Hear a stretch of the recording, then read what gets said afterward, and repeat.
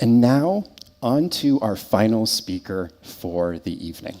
We look at what it means to build new platforms, and specifically in the world of media, how we build a new platform to change how people receive their news. Please welcome to the TEDx Toronto stage, Brandon Gonez.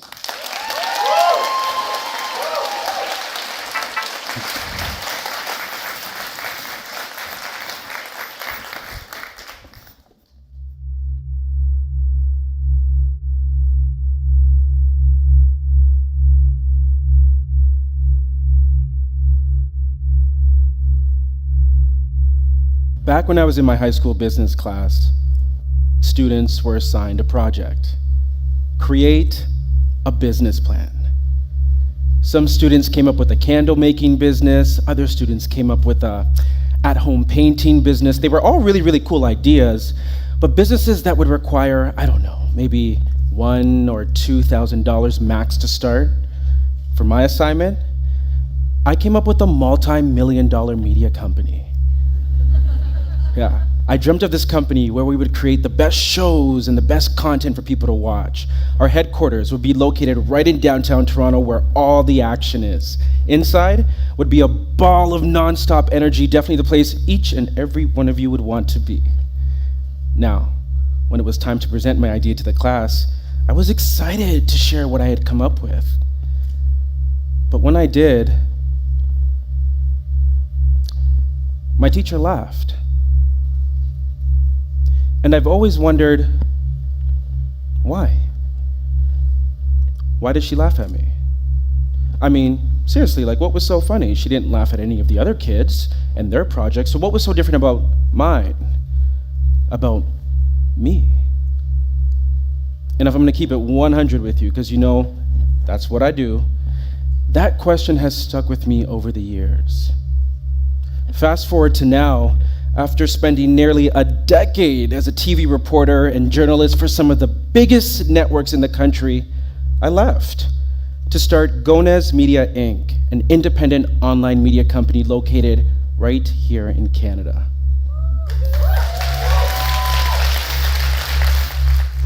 We're talking about the media. We're going to be talking about how the media's too often, especially legacy media, it doesn't depict reality properly. It only gives us one aspect. Is this something you care about? 100%. This is why we're here. Yeah. Is this something you feel like people need to know and need to hear? Well, there's a lot of messages in this. I mean, there's definitely a message about how powerful the media can be if we don't hold the media accountable. Like everybody always talks about the media holds the government and everybody else accountable, but who holds the media accountable? Who does that? And so I never say those words in my speech, but I'm hoping that once I finish, people will be like, I need to do a better job holding whatever source of information or news or entertainment I receive accountable, including us. You know, Gonez Media, also known as GMI, is now Canada's fastest growing independent online media company. So I guess my teacher was wrong. You see, I started Gonez Media because it was the only way I could see to change what we all see in Canadian media. Every newsroom I worked in was always so homogenous. They all lacked diversity. And I'm not just talking racial diversity, I'm talking income diversity too, where you come from, which communities you come from. And that lack of diversity affected the lens of how we see, but more importantly, how we tell a story. It's why I wanted to use my eye and my perspective as the lens for people like you to consume your news and your information. But it was a wild idea. This local reporter stepping away from Canada's largest media behemoth to start his own thing. What? It's never been done before. Show me the blueprint. There was none. But while I had all of those doubts, you know what I did know? Is that people trusted me. They trusted my news judgment and they trusted me to find and tell them the truth. I built that trust over the years by staying true to myself on camera. I didn't put on the news anchor voice and pretend to be somebody that I wasn't. And that resonated by doing that story after story after story. I've done so many stories, I can't even count. People finally began to trust me for being me. But it was one of the hardest things I've ever done. Attention, please. The fire system has been activated. The cause of the alarm will be investigated. Stand by for further instructions. But we're just gonna take you guys outside just to be safe and so we don't have to listen to this. Attention. Yeah. Attention, please. The fire system has been activated. The cause of the alarm will be investigated.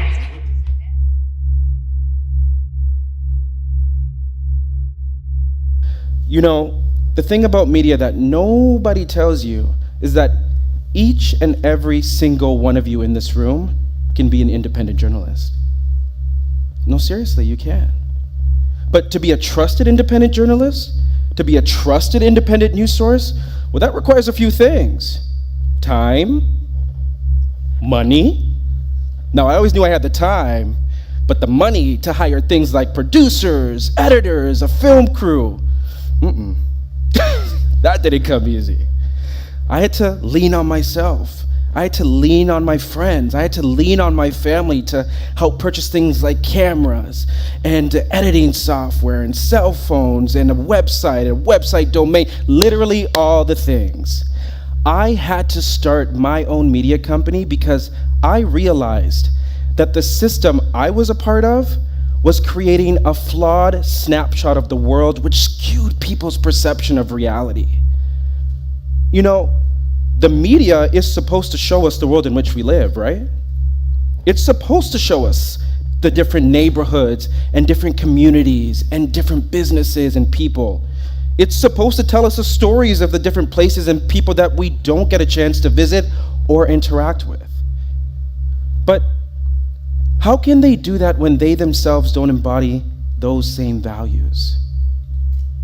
In 2020, the Canadian Association of Journalists conducted a nationwide survey to see just how diverse newsrooms were across the country. Of the more than 200 newsrooms who participated, nearly 50% of them only employed white journalists. Take that in. 8 in 10 newsrooms didn't employ not a single black, not a single indigenous journalist at all. And you want to know one of the craziest things about these statistics?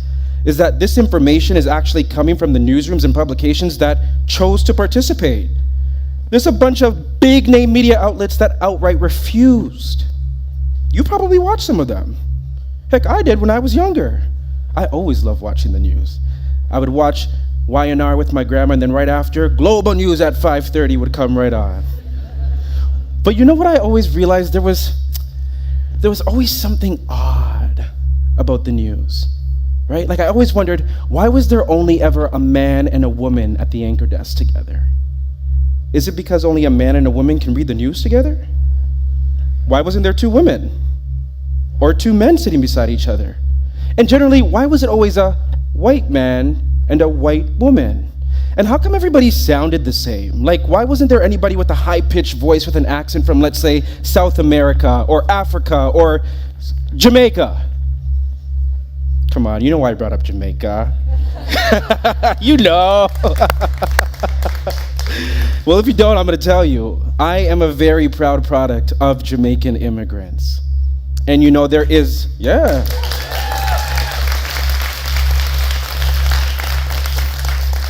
Bop, bop, bop. And you know, there is a very large Jamaican population in Toronto. It's no secret, Canada is one of the most diverse countries in the world. Toronto is at the center of that diversity. What's our mantra? Diversity is our strength. It's okay, we got it together. Diversity is our strength. But let's be honest, we don't really see a diverse range of images in the media, do we? I'm not saying there's no diversity. I'm just saying when it comes to certain groups of people, like black people, for example, I'm going to talk about myself, and the news, when you see black people in the news, typically it's for a certain type of story. You know the ones that start with a C, ends with an E? Say it with me. Okay. That was easy. But you know what those images did? Replayed over and over and over again, every single night at 6 o'clock. You know what they did? The people who give us our information, the people who are figures of authority in our society, they look like the people who are always out there gallivanting, having issues with police, always causing trouble, they look like. And you know what the normalization of that did? It created a specific reality as the standard. And I've set out to change that standard. And over the past year, me and my team, which, by the way, is the baddest team in the entire business, are doing just that by lifting up underreported stories. We're talking stories like exposing how our healthcare system disproportionately discriminates against Black women, leaving them extremely vulnerable. Or asking our leaders, like the Prime Minister, what actions are you actually going to take to fix and dismantle systemic racism in our systems like policing, beyond just taking a knee and saying, Black Lives Matter? I'm so proud of our platform because we don't just expose issues, but you better believe we try to fix them too. Like giving information to our audience to learn about financial literacy and how to grow and build wealth. Or just highlighting everyday people who are doing things both big and small, who are aiming to make their communities as a whole a much better place. You want to know how we're doing that? We're doing that by fielding a diverse team from all different backgrounds. Because let me tell you this, these people, they understand what it means to be misunderstood. And it's those people and their lens of which we find and tell our stories. Because our motto is, we don't just show up in the community when there's a loss and there's blood on the ground. You better believe we go back to those communities to highlight the wins. It's why today, I, Brandon Gonez, a Black man, runs Canada's fastest growing online media company. And still, when I reflect on all that I've accomplished, I still ask myself, why did my teacher laugh? And I believe it's because the power of media creates this flawed snapshot of the world, not just for her, but for each of us. Her reality and expectation of me was skewed from the beginning. It's why I'm determined, it's why my team is determined to change that snapshot one story at a time via our platform. We are committed to continue uplifting stories that won't get airtime on the one man, one woman anchor desk. And my hope is that you all will do that too. Whether that's at the company you work for, or the school that you teach in, or the store that you manage, we can all strive for better. And you can start by looking to see whose voices are missing at the table you sit at.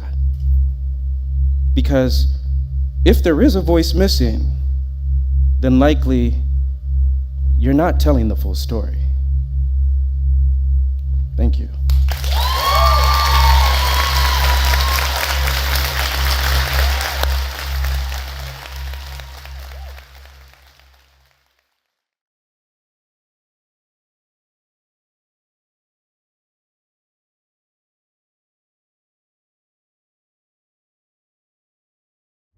Hey BG Squad, thanks so much for checking out our channel. And listen to this, we have more great content for you, like this video right here and this video right here. By the way, don't forget to subscribe to this channel right now and tap that notification bell.